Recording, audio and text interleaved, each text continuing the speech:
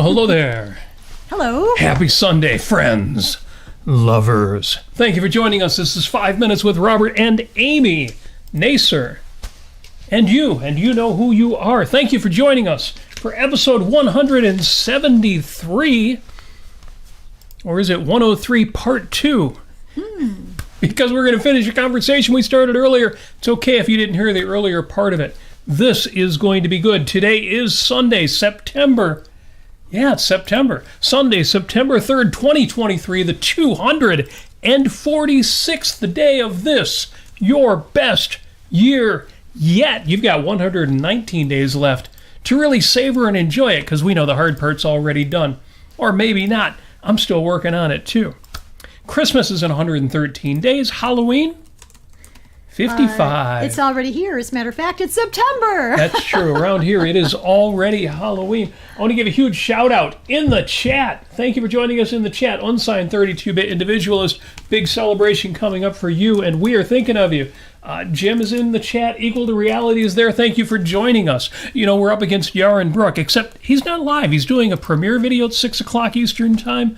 So, you know, you can listen to that later. It's not live. And here, chat with us. We are watching. You are in there with some of the best people in podcasting, the best audience in podcasting on this date, September 3rd. And on this date, September 3rd, this was the day the Stars and Stripes first flew in battle. September 3rd, 1977, during a Revolutionary War skirmish at Cooch's Bridge in Delaware. Yes, first time the Stars and Stripes flew, 1777. That's interesting to me. You know, the war was begun in 1775.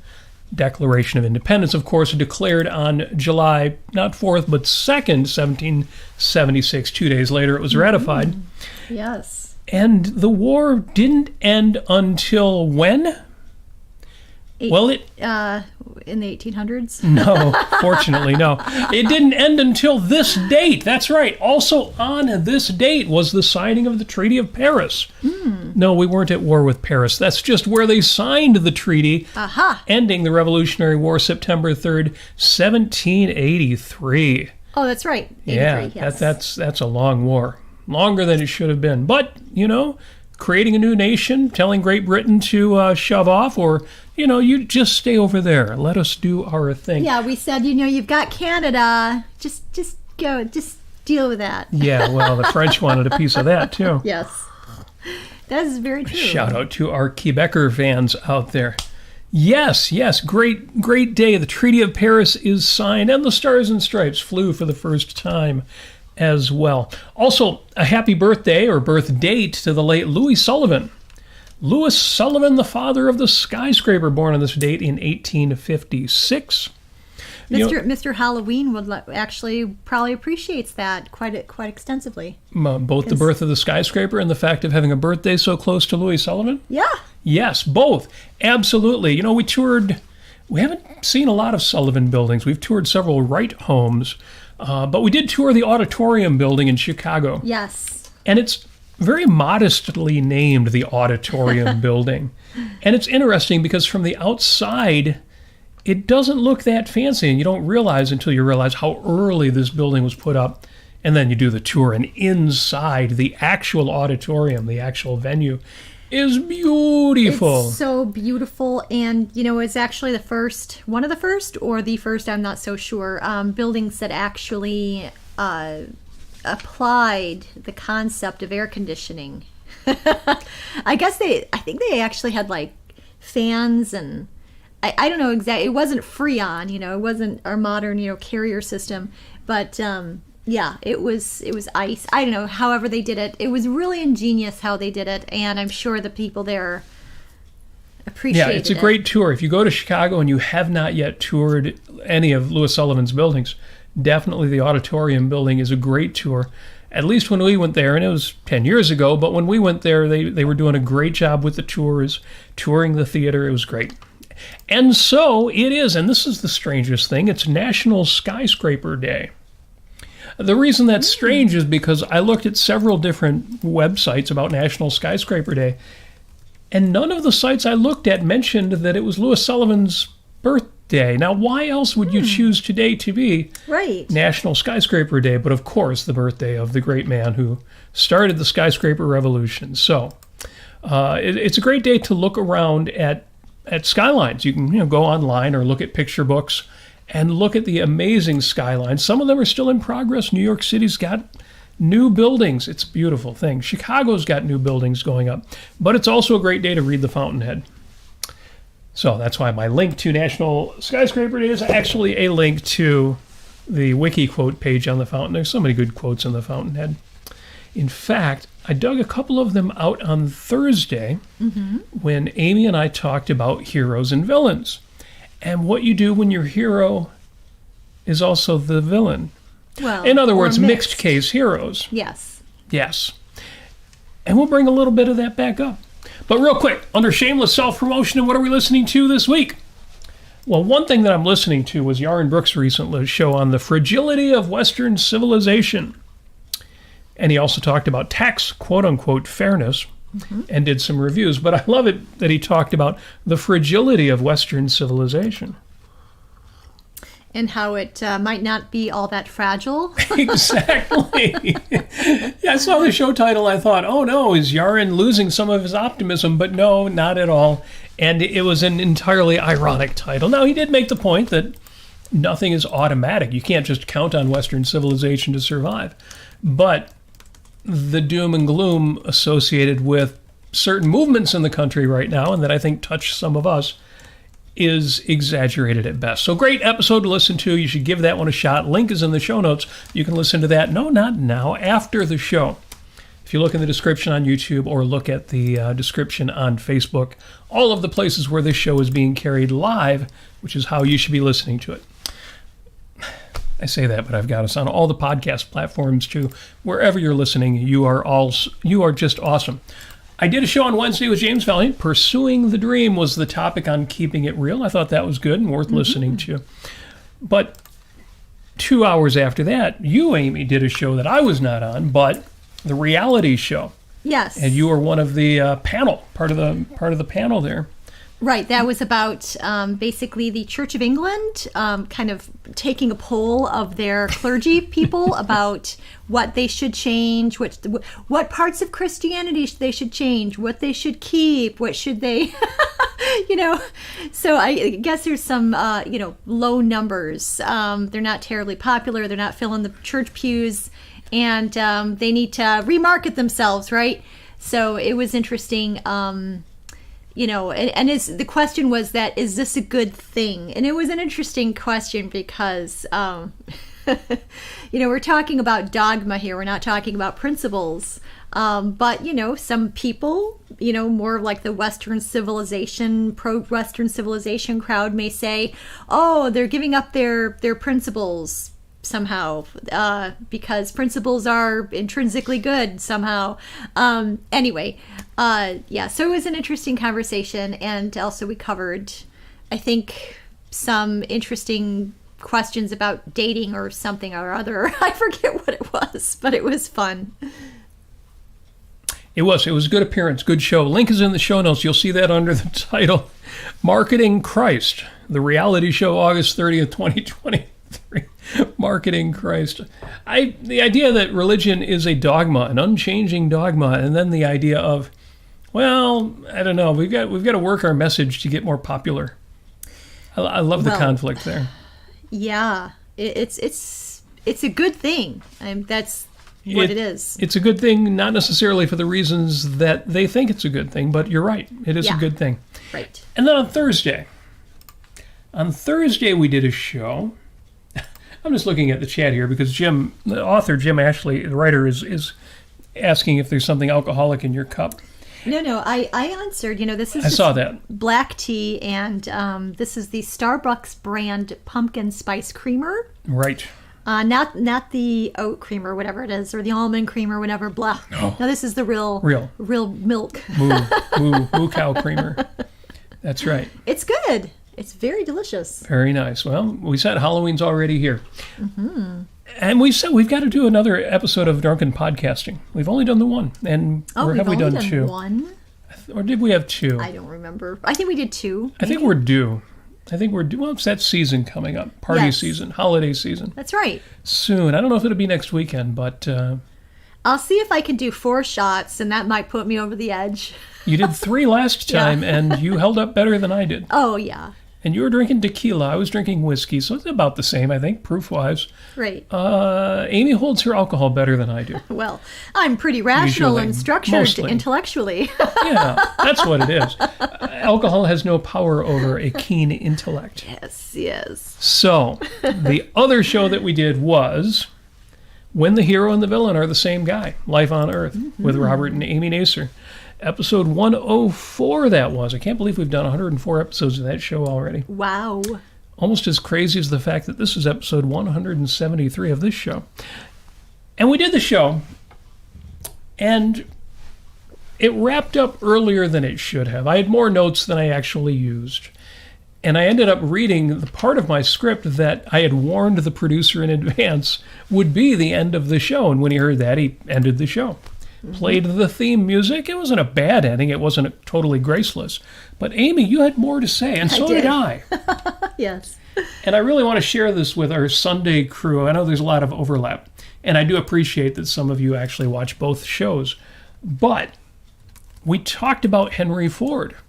Yes. The greatness of Henry Ford, the man behind the Ford Motor Company, the man who revolutionized, he didn't invent it, but he revolutionized the assembly line. He revolutionized the work week. Gave workers a 5-day work week, 8-hour work. That was unheard of. And he doubled the pay, the average pay of the average worker. He was a great man in so many ways. He realized that at that time in history, he could more efficiently produce a single model of car by assembly line than a bunch of fancy custom-made, handmade, and nothing against fancy custom handmade cars. Henry Ford made cars by hand too. But his assembly line, his Model T, made it possible for average working men to own an automobile. Well, before there was a Model T, there was a Model A and a Model B. And I think there were some letters that were kind of skipped for some other reasons. But, you know, when he worked out of the Paquette plant, which, by the way, is an historical museum now in Detroit. You can tour it. Yep. And, I mean, he went all down the line and he perfected it. He made sure that it was, I should say this. There were a lot of car makers during that time, during the turn of last century, and they produced a lot of cars for the wealthy. You had to have a lot of money to have these cars. He looked at all these cars, at what their disadvantages of these cars were. They may not have run very well. They may not have been as lightweight. They may not have been as durable in the mud. They may have been, overly excessively kind of frivolous looking for no reason, so that brings the cost up. They wouldn't be able to be repaired very well. So he was very conscientious about all of this. And that's from before his Paquette plant, even with the kitchen sink engine, which you could see in Greenfield Village, and the actual first quadricycle that he created, that's at the Henry Ford Museum. And he put together, he just thought of everything. And finally, he came up with the idea of applying the assembly line idea, which had been applied to other industries prior. In particular, meat processing plants in Yes. Chicago, Yes. which his engineers, we talked about this before, actually toured and visited to get ideas for what could we do, what would we apply to manufacturing. Yeah. So he put all this together. By the time he moved out of the Paquette plant into the Highland Park plant, he was producing 1,000 vehicles a day, unheard of, and making sure that his employees, of course, eventually with the $5 a day salary and the 8-hour a day or 40-hour work week. That's it. A lot of manufacturing jobs at that time were growing, of course, but they didn't figure that out. They didn't realize that they needed to have these. A lot of people were coming from agrarian contexts. They had their own farmland or whatever it is, or they were immigrants. They were fresh from Staten Island or Ellis Island, he thought of all sorts of things to make that situation work, including offering English lessons to his workers, including helping them find a home, helping them, there were a lot of things that he did, and this also included African Americans, former slaves, children of former slaves. He made sure that there were jobs for them as well. He, unlike a lot of people at the time, was not racist, with regard to African Americans. He also made sure that, he was absolutely for women's suffrage, for women's right to vote. I do believe that he actually helped out in that way as well. There were so many good things that he did. And he was considered, kind of wild, considering the, other businessmen at the time. His first two companies broke up until he finally got to the Ford Motor Company. He didn't like the fact that he would be kind of muzzled by the investors, the board, or whoever. They did not see his vision of actually mass producing vehicles and making transportation so much better for people. People who were working in his own factories were able to save up a little money and actually purchase a car for themselves. So he really sped up and created that whole car culture, being able to get out of town, actually go on trips. I mean, it was fantastic what he did. Plus, and this is my most beloved thing that he did, was that he created Greenfield Village.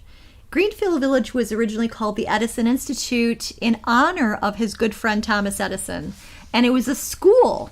It was a school, and it was a learning by doing kind of hands-on school. It showed the kids what history looked like. This was back in the 1920s and 30s and however, and actually the 1930s, I should say. And, so he taught these children of factory workers and office workers what it looked like 50 years prior. So he has working farms, that this culminated into Greenfield Village, which is now an attraction, a destination, a venue, a museum, an outdoor museum, along with the Henry Ford Museum of American Innovation is what we now call that part of the campus. He made sure that these artifacts, inventions, cars, agricultural equipment, vehicles, I mean, you name it, all throughout the 1800s, what were we doing? We were creating more and more and inventing more and more, and anything that was old was scrapped or burned, and lost throughout time, lost completely, no record of it. So there are a lot of inventions out there that was very rare to find, these kinds of things. He made sure that was not lost to history, that was not thrown into oblivion, that it actually counted. These people who created these amazing inventions or amazing way of doing things, from George Washington Carver and Luther Burbank, with regard to agriculture, to to Harvey Firestone and of course Thomas Edison and many, many, many more, and Noah Webster. I mean, he made sure that these items and homes and artifacts were not lost, and that's an amazing thing. No one else came up with this. He did, and I'm extremely grateful to him, to Henry Ford, for doing that. And the biggest, most top thing I'm grateful for him is he always called perseverance. He would talk about perseverance. He had, you can buy these like little books of quotes from Henry Ford, and oftentimes he talked about perseverance. And this is what he did. He just did not give up. He had an idea and he went for it, and he kept working on it until it worked. And thank goodness he did. because he created such an enormous benefit from all the things that he thought of and all the things that he kept at. So, love you, Henry Ford. As opposed to last week on Life on Earth, I was talking about all the things that Henry Ford was not correct on or was not a good person with regard to. But really, we're looking at 80%, 20% here, folks. Henry Ford was by far a positive force in the universe. So we were talking last Thursday about, what to do when your heroes are mixed cases, and we talked about Henry Ford at length, and now we have again, and I had to get that in there because I wasn't sure where you're going with this today. Oh, well, we could spend hours talking about Henry Ford. We didn't even get into the fact that he was not even a college-educated man. He left school early. He was a machinist. He was able to do the kind of work that somebody would have to go to a trade school nowadays to do. He built his own race cars and won competitions. He had a passion for the machines. He didn't have a passion for being a CEO. He had a passion for creation, for production, and it made him a great businessman as well. And he had issues. He was extremely suspicious of bankers, and not just bankers, but specifically Jewish bankers.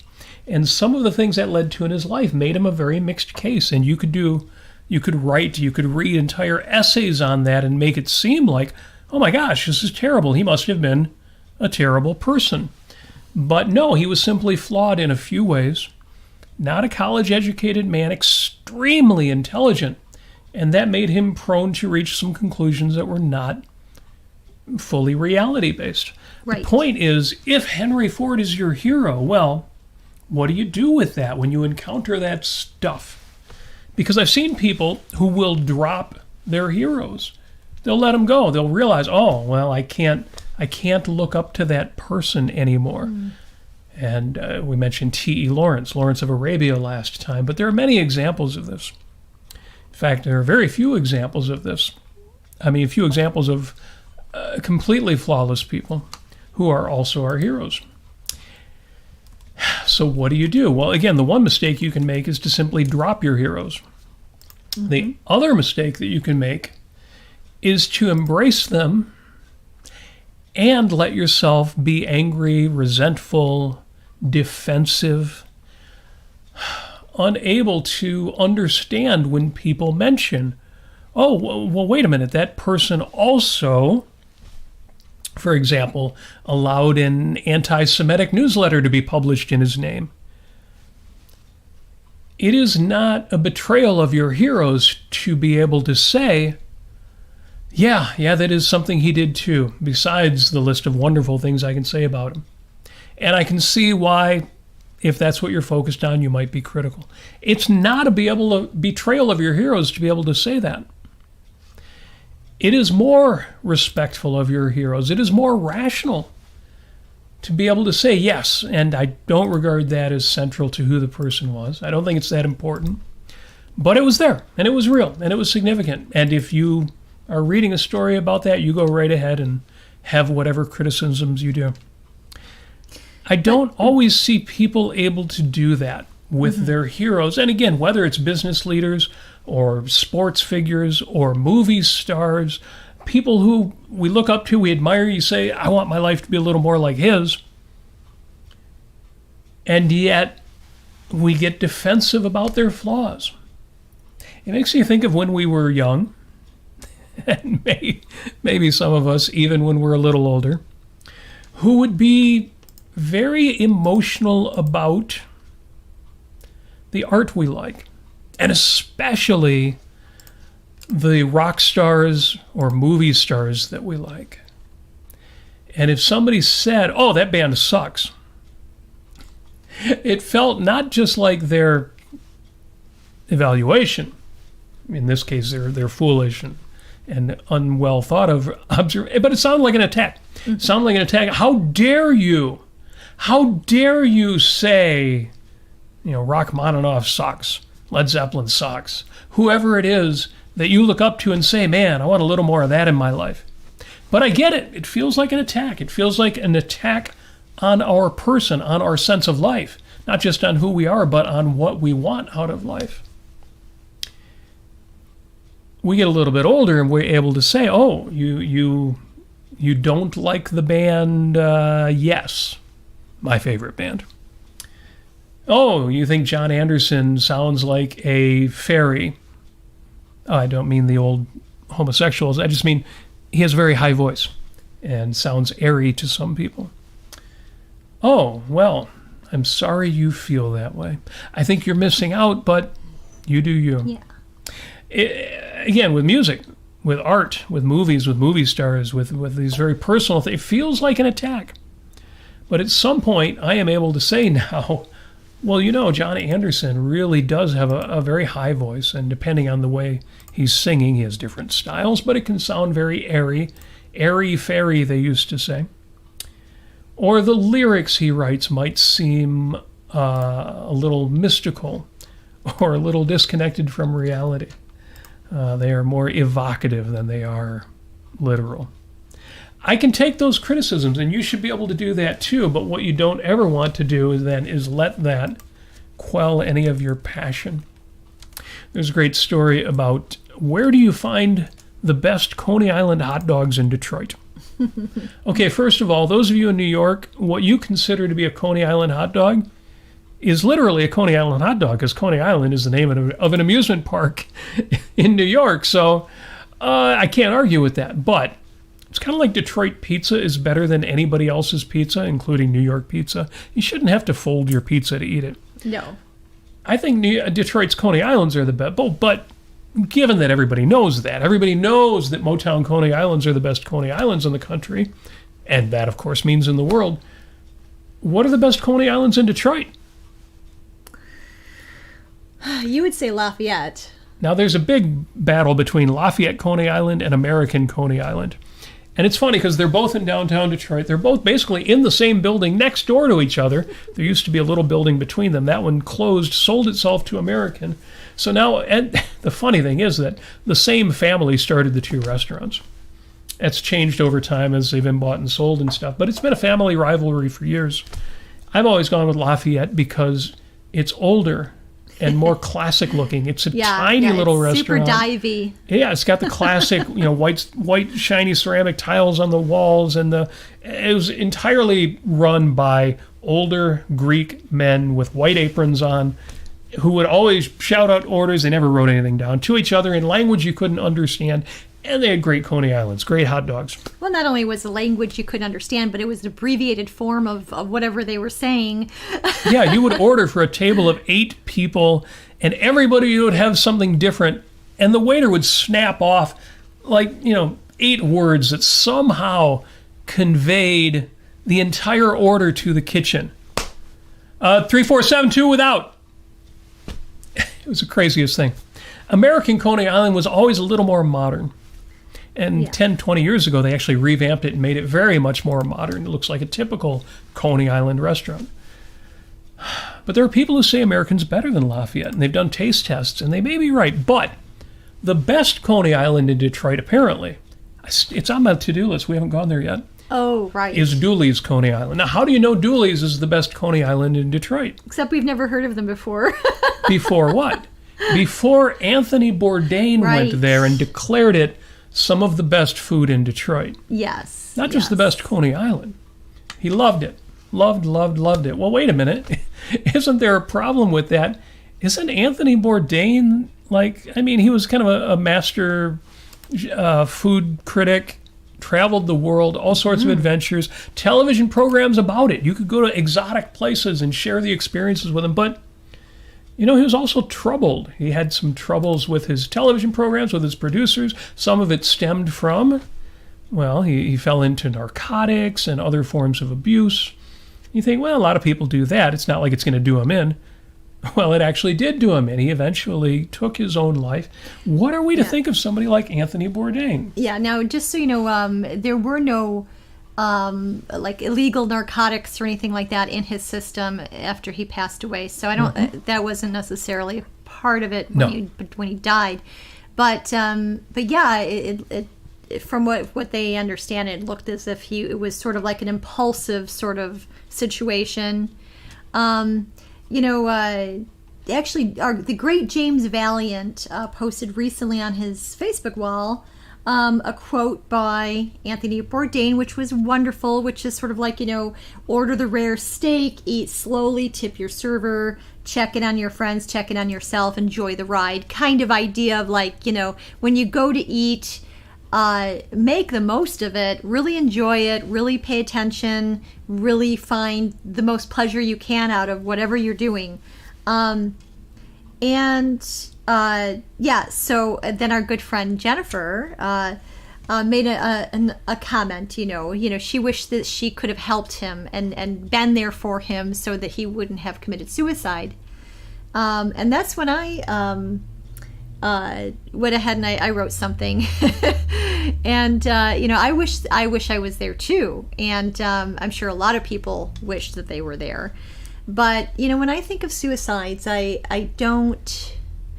think of them as more of accidents. And now just bear with me, and this is from what I'm reading here, in that they don't get, when a person gets to the brink of death. Now, if they were able to stay there a little longer, if they were able to have more time to think, if they could, they may have had more of an opportunity, more time to change their minds and come back. But maybe, and depending on why they were suicidal. Well, true. But it depends, and you never really know. You do not know. But so just think of it in terms of like, this is a hypothetical. If they had a little bit more time to think it over and then come back, okay. Oftentimes I think they would have, but except they can't. That's not how the body functions.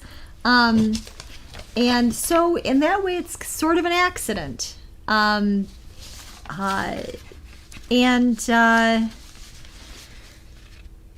basically said, I try to think of his life rather than him no longer being here, and he gave a lot of himself in the best way, and it's all there for us to live and experience now, and to watch him and his shows and what he did and what he wrote.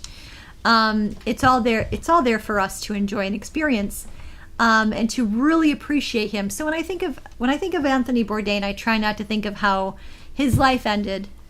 And I do try to think of suicide more in the terms of an accident. But because one never knows. Well, and you don't know why. Right. Even with a note, it's hard to know the Right. full story. I think of that because there was a writer. There had been suicides, and people were feeling bad for the person who had taken their own life, and they had used the word victim. They were a victim of suicide. And there was a writer who got on a rant and said, these people aren't victims. We need to stop calling them victims. It's crazy. They were not good people. They did something terrible. They did it to themselves, but that's not a reason to glorify them. They shouldn't be called victims. We should admire the people who didn't kill themselves. It was the strangest rant, but it was actually by a prominent objectivist. It was the weirdest thing. I can see where people might come from a place of anger when you're trying to figure out or trying to process suicide or the concept of it, and you're angry that people have taken themselves away from you. That I get, and Yeah. I don't know if that's the motivation here, but still, Yeah. that kind of thing is something you got to process. And then Robert and I talked about this a little bit more of like, do you get angry if somebody is, 400 pounds and then they die because they're extremely unhealthy, at the age of 60, whatever, and you're angry at them for not having taken better care of themselves, or maybe they were lifelong smokers. I mean, when a person dies, that is definitely part of the process of if it was in that situation, and that is normal. Well, it's certainly part of the grief process. Yes. That goes under the anger phase if you're using the 5 stages. But Yes. however you want to look at it, certainly being frustrated, angry, disappointed that a person didn't take better care of themselves. But to say in general, you know, a blanket statement of anybody who's ever killed themselves, a horrible, horrible person.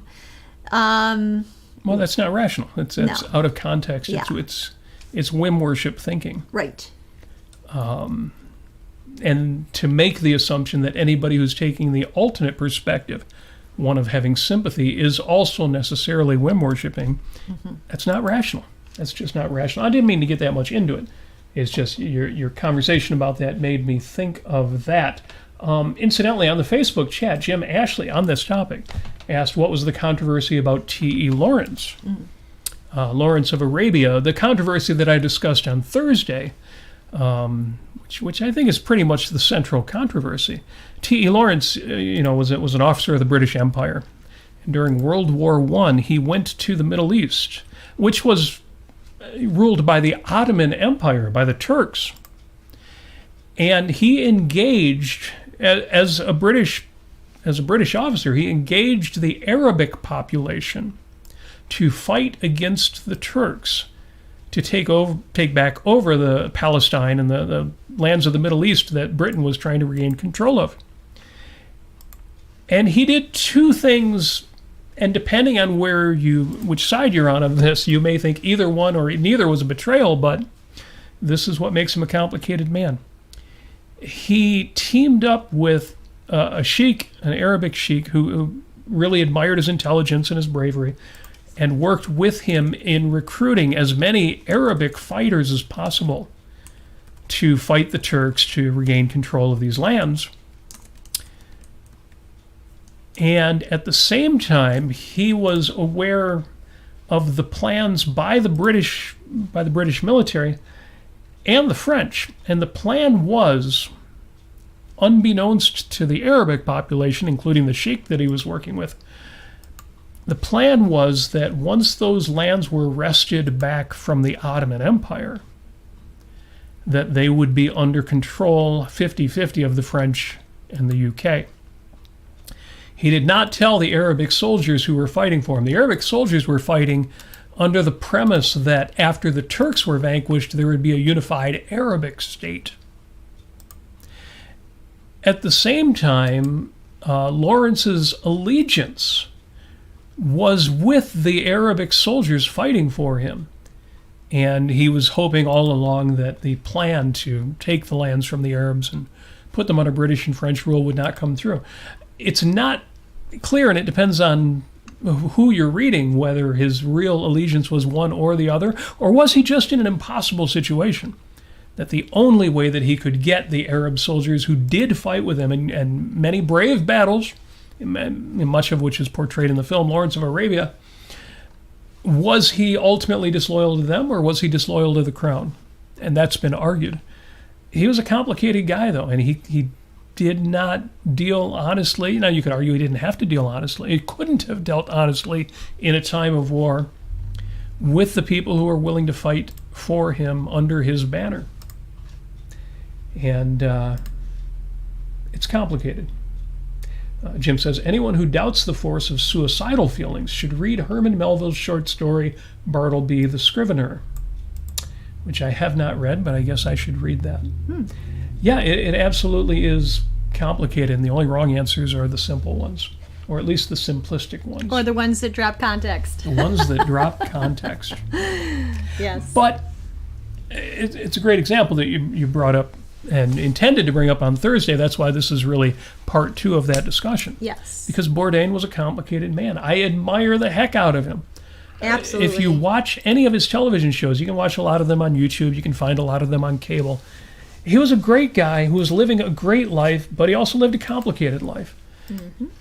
You know, if most of us can live, in 30 years or in 60 years as much as he lived in, at his prime is 30 years, that's a good life. You think of somebody like Robin Williams, who unfortunately met tragedy late in life and eventually did himself in. But can you say that most people have lived even half as good a life as Robin Williams did? When you look at his career, when you look at him at his best. would that most people could accomplish, would that I could accomplish as much as he did. It's complicated. It's complicated is not a cop-out. It's complicated means, oh yeah, I've got to be willing to look at the whole picture. Right. That's being objective is what that is. And that's why, even though we ended the show a little bit prematurely. Again, tell us, this was Life on Earth. This was Life on Earth on Thursday with Robert and Amy Nasir. Yes, I was on there. Lately, Life on Earth I've been doing solo, but Amy came special for this edition. Yeah, this was Thursday, August 31st. Yeah, just last Thursday. Day of August. And the link is in the show notes. Yep. But the one thing I didn't do, in addition to wrapping up a little earlier than expected and cutting Amy off before she could talk about Anthony Bourdain and other topics, is I didn't actually wrap it up with pocket tips. See, it's one of the things, a top 10 list, top 5 list, it can be kind of gimmicky, but it can also be a great way at the end of an episode to say, if you thought this was interesting, here's how you can take it home with you. Here's the short version. Here's the TLDR, too long, didn't read. And that's what I didn't do on Thursday, and that's what I'm going to do for you tonight. All right. But before I do that, Amy. Yes. Did you have anything else you wanted to say on this topic? No, I basically wanted to say, one of my points last Thursday was if you do like a hero who is mixed, understand why you like them, understand what their character traits are, and which ones you love about them. Just understand why you value that person, and use that person as an example for your own life, inspiration for your own life, inspiration for others even, and say, yes, this person was not 100%,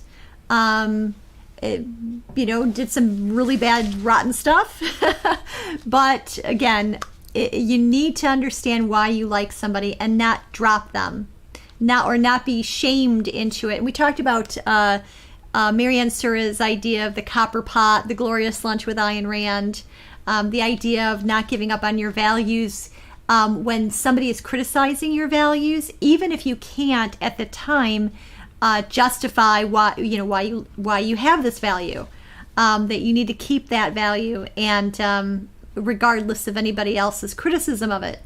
That kind of falls in line with this, and I did that. Talked about today about Henry Ford, why I love the man, and really why I do feel very close to him in a lot of ways, considering that I was a presenter back 10 years ago, working as a presenter with the period clothing on, talking to guests who came in and telling them about Henry Ford's life, his family, his parents, his all the things that he did in his life. It was so immensely inspiring, and I love telling those stories, and I will always love telling those stories. So one thing we didn't really mention was rationalism, not explicitly, that people address the issue of heroes rationalistically. James Valiant is in the chat on Facebook, and he says, we need to drop religious standards of human evaluation. Absolutely. You don't judge the virtue of a person by, well, did he commit any of these 10 sins? Or did he live like Jesus? No, thank you for that, James Valiant. Very much appreciated there. And Christopher Smith, incidentally, is mentioning Chicago pizza. I've only had pizza in Chicago a few times, but every time it just seemed like pizza soup. So I don't really get Chicago pizza. You're right. You need some decent deep dish pizza. And that doesn't mean Chicago. That means Detroit. You need it crispy. You got to have that crispy crust. They have a crispy crust in Chicago, but it's like a crust full of pizza soup. Yeah. It's like goopy. I don't want goopy pizza. True. It shouldn't be dried out or crusty on top, but it should be not soup. So thank you for that. So let me do this. Let me wrap it up. You did a little bit on one of these with me for my notes here. Let me wrap it up with 5 tips. I'm going to go boom, boom, boom, boom, boom. That was 5, right? 5 tips. Number 1, you can and should have heroes and other role models. And keep that term role models in your head when you're considering who you admire, who you want to emulate. Not all of your role models are necessarily going to be heroes. So there are certain actors, actresses, sports figures who I look at, and I think, yeah, I want to be more like that, even though I don't regard that person as a hero per se. You know, a hero in the Andrew Bernstein sense of a morally upright individual who, with ability and dauntlessness equal to the task, confronts the obstacles and or dangers arising in pursuit of significant life-advancing goals, and who triumphs in at least the moral sense. Well, some of my role models are not heroes, but they are role models, and I put them in a similar category because they do some of, even though not all of, the same things for me. So, tip number 1, you can and should have heroes and other role models. Tip number 2, you should know why they're your heroes. And if they're a mixed case, you should know what's heroic and what's not. And that leads to number 3, as I discussed. This is going to be the hard one, but enormously valuable. Number 3, you should be able to explain why they're your heroes and not be taken aback when people with different evaluations and value hierarchies don't agree. Disagreement in specific, concrete values is not an assault on your moral stature. Let them disagree. So long as you're rational, it's no chip off your shoulder. Number 4, why are you doing this? Be self-interested. Be selfish. Look up to people worth looking up to for the value that they offer you. Be self-interested. And number 5, and one we didn't get to, so I'll throw this on at the end. Take home point number 5, be your own hero. Oh, yeah. As best you can. Live aspirationally and for your own sake. That's great. Now, a little secret, I've actually put these in the show notes for Life on Earth. What do you mean show notes for Life on Earth? You don't do the show notes for Life on Earth. Well, the show notes for random shows I do, usually Life on Earth, are actually at robertnasir.com/show notes. So if you weren't writing this down while you were listening, and you probably weren't, you're probably driving in your car with your cell phone going on or on your bicycle like we were earlier today, Amy. That was a great bike ride. Yes. Yes. A little under 8 miles. Anything that long is a good ride, especially because of how hot it is in Michigan today. So those 5 tips, robertnasir.com/show notes. You can find them there. In fact, you can also find a link to the entire script from Thursday's show, including you'll be able to look at that script and figure out why we didn't actually talk about everything we wanted to. It was the craziest thing to get to the end of it, and having told the producer what the end, the last couple sentences were, and I'm reading, and it's, speaking of bike riding, if you've ever gone down a hill really, really fast and you don't want to hit the brakes because you got to get back up the other side, but at some point you realize you're just going too fast. Yeah. And you can't stop. And that's what that script was like. robertnasir.com/show notes. And, Amy added it to the chat. That's very cool. I see that. You're welcome. Yes. Jim Ashley says, an attack on my values is not physical. Now, that's a very good way of saying if somebody attacks your values, so long as they're not coming at you with a hammer or a firearm. Well, that reminds me of Jean Maroney and her saying, in terms of trying to evaluate your own emotions of anger, she says, well, the question you need to ask yourself is this a threat? Yeah, is this a threat? Is this an actual threat? Yeah. Well, if your self-esteem is fragile, but if your self-esteem is fragile, you're not listening to this show. No, you are bulletproof. And if you don't always remember that you're bulletproof, we are here to remind you, you are bulletproof, except against actual bullets. But if they're not actual bullets, you are bulletproof. And Jim Ashley's right. An attack on your values is not physical. He says, it took me years to fully understand and integrate that. It took me a long time, too. What was it, a couple weeks ago? No, maybe a little sooner than that. But yeah, it does not come naturally. It doesn't come easy. Folks, thank you for joining me. 5 tips, robertnasir.com/show notes. Thank you for being part of this discussion, especially in the chat. I love the chat, even though I haven't responded to as much. But in particular, Christopher Smith's had a real dialogue going on here, or monologue going on here, that is amusing. You need to be reading everything in the chat. Thank you for joining us. Thank you for being here.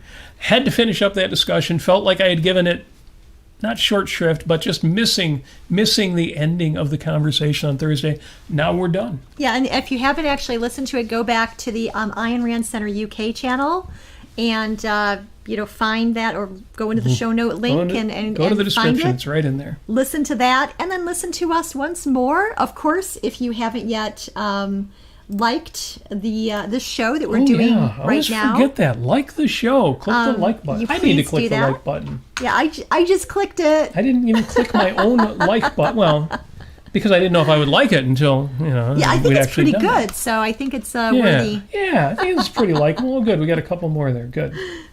Excellent. Okay, now most people watch after the fact, so not live. Make sure you go to YouTube, click like. If you're listening to it on a podcast, I guess you can't do that. Well, actually, you could. You could then, after you get done with the podcast, you'd be like, it's so good, I should go to YouTube and give them a like. Either way, like and share, like and share. Share the show with your friends. Make us the most popular podcast on the block. Yes, you can do that. Or even in this small town. Thank you for joining us. You are the best. If you have ideas for future shows, well, drunken podcasting, that's got to happen before the holidays, so maybe soon. If you have ideas for future shows, let us know what you would like to see, hear us rant about, talk about, analyze rationally and logically, or just spout about. You say the word, we will make it happen. We can even do all that intoxicated. We could. And especially if you throw money at us, which you can do. You can go to robertnasir.com, look for the links to Patreon or PayPal.